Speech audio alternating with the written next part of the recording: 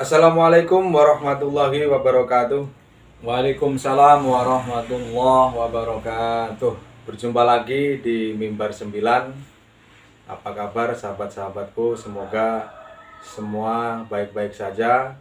Alhamdulillahirabbil alamin. Kita masih bertemu kembali dengan ustadz kita, dengan guru kita, yaitu Ustadz Slamet Riyadi. Apa kabar Pak Ustadz? Alhamdulillah kabar baik dan alhamdulillah masih bisa menyapa teman-teman yang ada di sana. Alhamdulillah ya. Baik sahabat-sahabatku, setelah kita beberapa kali berbincang-bincang dengan guru kita, yaitu membahas tentang bab puasa, dari pengertian puasa, syarat sahnya puasa, dan fardu-fardu puasa, kita hari ini akan membahas tentang sunnah-sunnah puasa. Nah, sahabat-sahabatku, jangan lupa untuk selalu like, comment, share, and subscribe ya, agar channel Mimbar 9 ini tetap bisa berkarya dan memberikan manfaat untuk kita semua. Amin. Baik Pak Ustadz, kita langsung saja membahas tentang sunnah-sunnah puasa Pak Ustadz, karena mungkin beberapa sahabat-sahabat kita udah ada yang tahu, tetapi mungkin juga masih banyak yang beberapa yang belum tahu terkait masalah sunnah-sunnah puasa. Mohon penjelasannya Pak Ustadz. Oke. Bismillahirrahmanirrahim. Assalamualaikum warahmatullahi wabarakatuh. Waalaikumsalam warahmatullahi wabarakatuh. Berjumpa lagi dengan kami sahabat-sahabat Mimbar 9. Ini adalah pertemuan yang kesekian kalinya kita membahas mengenai berpuasa, yang mana pada pertemuan awal kita adalah membahas tentang pengertian puasa dilihat dari istilahan wa syar'an, kemudian syarat-syarat puasa, fardu-fardu puasa, dan alhamdulillah materi siang hari ini kita akan membahas mengenai sunnah-sunnah puasa itu sendiri. Sunnah-sunnah puasa itu ada 3. Wa yustahabbu ala shaumi salasu asya'a. Jadi sunnah puasa itu ada 3, Mas. Yang pertama adalah takjilul fitri, menyegerakan berbuka puasa. Artinya kesunahan dalam berpuasa salah satunya kita harus mempercepat menyegerakan berbuka puasa. Ketika sudah suara beduk atau suara azan, kita menyegerakan atau memakan atau meminum sesuatu yang bisa membatalkan puasa. Artinya tidak perlu menunggu azan selesai, asal suara beduk atau suara azan berkumandang, itulah bagian dari takjilul fitri. Oleh karena itu, takjilul fitri ini merupakan kesunahan dalam berpuasa, sebagaimana yang diterangkan dalam sebuah hadis, la yazalun nasu bi khairi ma ajalul fitri. Senantiasa manusia itu dalam kebaikan selama mereka menyegerakan berbuka puasa.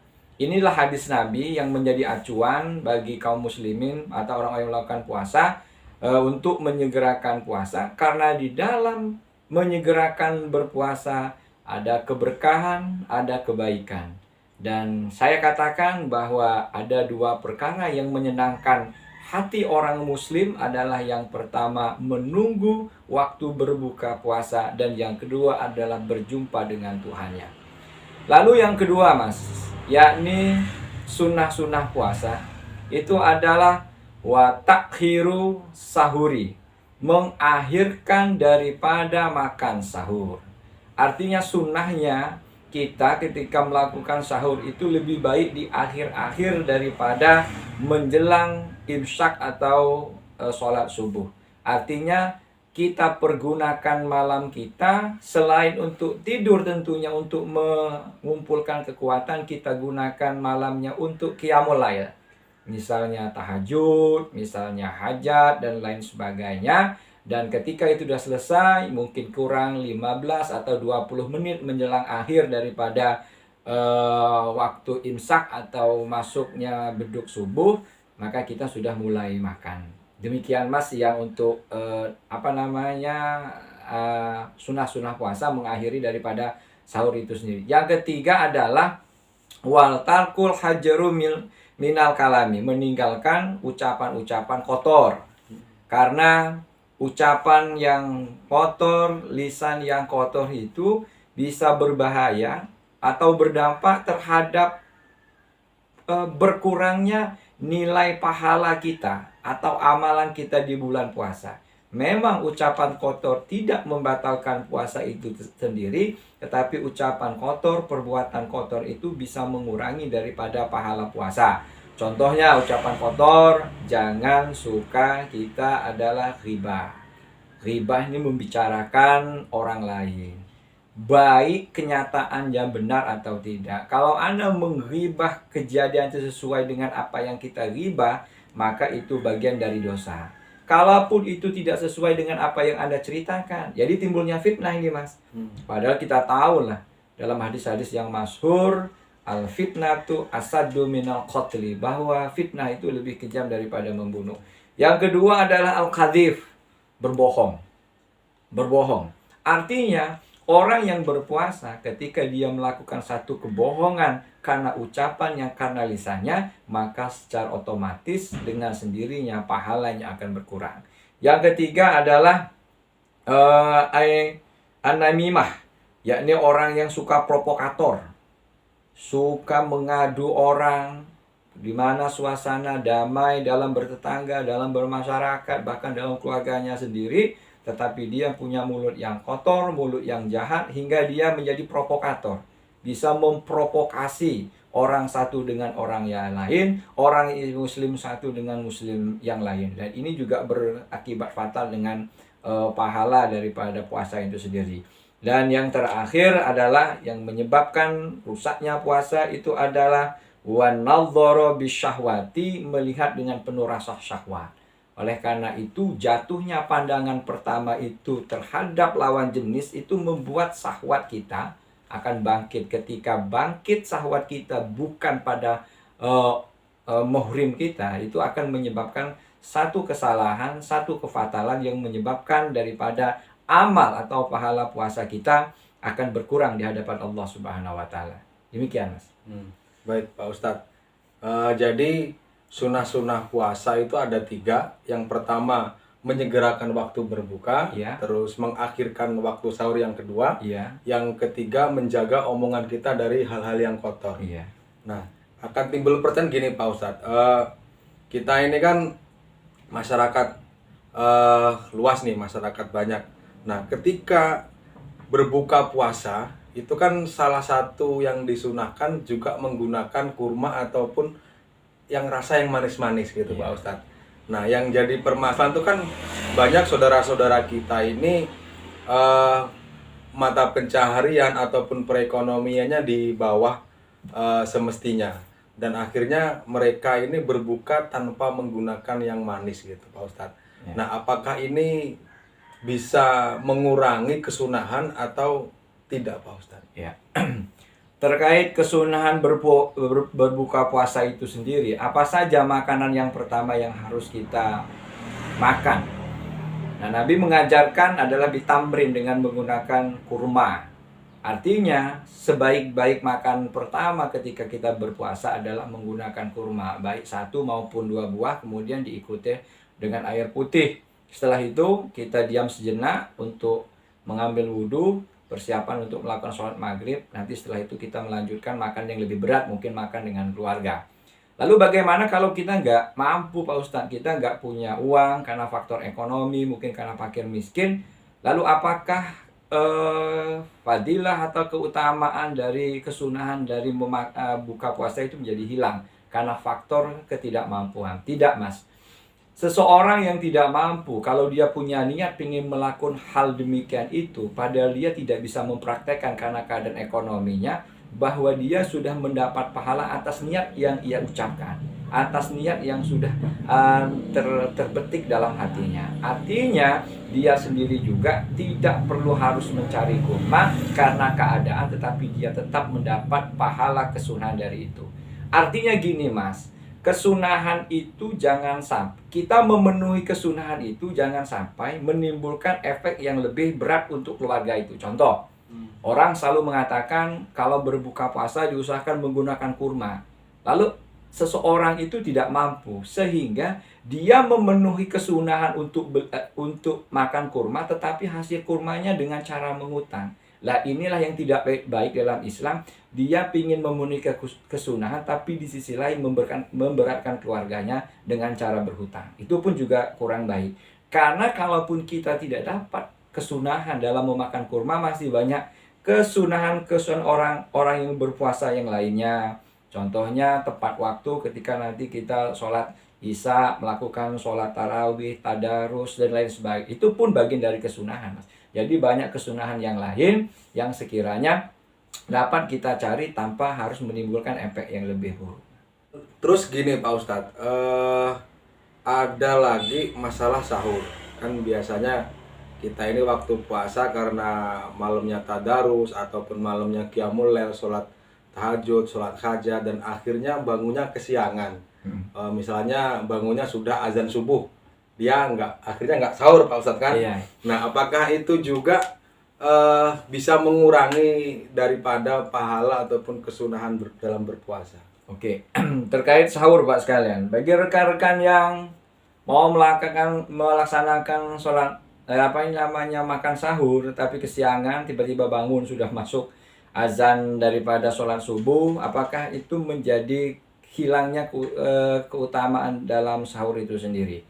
Jadi sesuatu perkara yang tidak disengaja, Mas, tidak ada unsur kesengajaan, itu tidak menjadi beban bagi orang si pelakunya. Artinya orang itu insya Allah tetap mendapat karena tidak ada unsur kesengajaan. Kalaupun dia memang sudah membiasakan hari-hari sebelumnya, artinya dia sahur, makan, minum, dan sebagainya. Tiba-tiba suatu ketika dia kesiangan karena mungkin tidur terlalu malam, maka dia tetap mendapat fadilahnya dengan alasan tidak ada unsur kesengajaan karena terlepas dari kelalaian itu sendiri. Nah, karena kata Nabi, kenapa sahur itu begitu disunahkan? Karena Nabi pernah berkata, sahurlah kamu walaupun menggunakan seteguk air, karena di dalam sahur itu banyak kemanfaatan dan keberkahan di dalam sahur itu.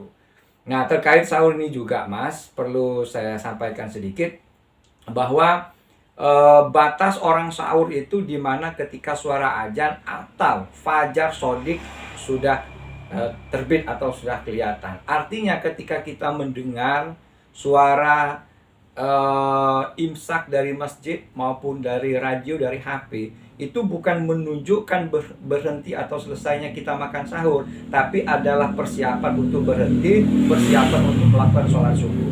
Bagi teman-teman yang kebangunan kesiangan ketika sampai mendengarkan suara imsak di masjid, maka sahurlah, karena itu masih bisa dipergunakan waktu untuk bersahur sampai suara azan atau beduk subuh. Ketika suara azan atau beduk subuh berkumandang, maka kalau masih ada sisa di mulut makanan, minuman, semua itu dimuntahkan. Kalian kemudian bergosok gigi, terus melanjutkan puasa Anda, dan itu sah. Ya. Jadi ini ya sahabat-sahabat, kalaupun berbuka tanpa menggunakan yang manis-manis ataupun bangun sahurnya kesiangan, alhamdulillah kita masih bisa mendapatkan pahala-pahala daripada berpuasa. Kemudian yang terakhir Pak Ustadz, terkait masalah menjaga lisan dari omongan-omongan atau dari perkataan-perkataan yang kotor. Nah, gimana orang yang latah Pak Ustadz? Kan kadang kan ada orang yang latah itu kan ketika kaget ngomongnya senonoh gitu. Iya, nah, ini apakah ini bisa mengurangi pahalanya? Kan karena kalau kita ngucapin ini, kalau latah itu kan lepas kontrol tanpa daripada kontrol kita gitu Pak Ustadz. Ya, keterkaitan dengan ucapan-ucapan kotor, lalu bagaimana dengan sahabat, teman, kerabat, tetangga kita yang memang sudah terbiasa dengan ucapan kotor atau latah dan sebagainya. Bagaimana mensiasati hal ini? Kita sudah tahu bahwa ucapan kotor, ucapan fitnah, ghibah itu adalah bagian dari merusaknya pahala dari puasa kita sendiri. Lalu bagaimana cara mensiasati? Nah, maka Nabi selalu berkata, apabila engkau melakukan satu keburukan, apabila engkau melakukan satu kemaksiatan atau kejelekan, maka ikutilah kejelekan keburukan itu dengan satu kebaikan, agar ia menjadi baik lagi maksudnya. Misalnya ada orang misal tidak sengaja mengucap kata-kata kotor, memang karena kebiasaan atau refleks yang dilakukan setiap hari. Dia sadar dan ingat ketika itu puasa. Lalu supaya pahala puasanya tidak berkurang, maka tidak hilang, maka harus diikuti dengan ucapan yang baik lagi. Misal dia mengucapkan subhanallah, astagfirullah, ya Allah, Allahu Akbar, dan lain sebagainya, atau mengucapkan sholawat Allahumma sholli ala sayyidina Muhammad. Dengan demikian berarti akan baik pula amal atau pahala-pahala puasanya, tidak akan rusak. Demikian Mas, cara mensiasati orang-orang yang latah atau sering berucap kotor. Oh, jadi intinya bagi sahabat-sahabat yang latah ataupun kebiasaan ngomong yang nggak benar, itu seharusnya diikuti dengan kalimat-kalimat thayyibah Pak Ustadz ya, Iya. kalimat-kalimat yang bagus. Terus ini Pak Ustadz, kalau bisa itu jangan sampai ini Pak Ustadz, ada unsur kesengajaan juga gitu Pak Ustadz ya. Walaupun itu gimana ketika orang sengaja gitu, terus diikutin dengan kalimat thayyibah atau istighfar atau tasbih atau tahmid, itu gimana Pak Ustadz untuk? Ya, kesengajaan itu biasanya alasan pertama memang sudah terbiasa dalam kehidupan sehari-hari mengucap kata-kata kotor. Atau sengaja itu karena lepas kontrol emosinya Mas. Dia pun tidak akan pernah membatalkan puasa. Dia tidak akan merusak puasa itu, tapi bagaimanapun pasti akan merusak amal dari pahala puasa itu sendiri. Oleh itu benar kata Mas Bambang tadi, ketika kita lepas kontrol, mengucap kotor, kalimat-kalimat yang buruk, yang rofas, yang jelek, maka kita harus ikuti dengan kalimat-kalimat thayyibah. Misalnya kita mengucap astagfirullahaladzim, Allahu Akbar, alhamdulillah, Allahumma sholli ala sayyidina Muhammad, atau la ilaha illallah. Dengan demikian, insya Allah pahala puasa kita tidak rusak, karena kita mengucapkan kalimat yang jelek kemudian diikuti dengan kalimat thayyibah yang baik gitu. Mas Bambang. Terima kasih Pak Ustadz atas penjelasannya. Semoga ini dapat memberikan manfaat untuk sahabat-sahabat Mimbar 9 dan khususnya saya sendiri Pak Ustadz, dan bisa memberikan nilai barokah untuk kita semua. Amin. Untuk sahabat-sahabatku, jangan lupa ketika ada pertanyaan baik mengenai materi atau di luar materi, silahkan ditanyakan di kolom komentar. Pertanyaan sahabat akan kita jawab di pertemuan selanjutnya. Tentunya jangan kemana-mana sahabat-sahabat, tetap kita stay di Mimbar 9 karena akan banyak pembahasan-pembahasan yang menarik di pertemuan selanjutnya dengan guru kita Ustadz Slamet Riyadi. Terima kasih Pak Ustadz. Ya, sama-sama Mas. Demikian sahabat-sahabatku, apabila saya ada salah, saya mohon maaf yang sebesar-besarnya. Saya akhiri. Wallahul muwaffiq ila aqwamit thoriq. Wassalamualaikum warahmatullahi wabarakatuh. Waalaikumsalam warahmatullahi wabarakatuh.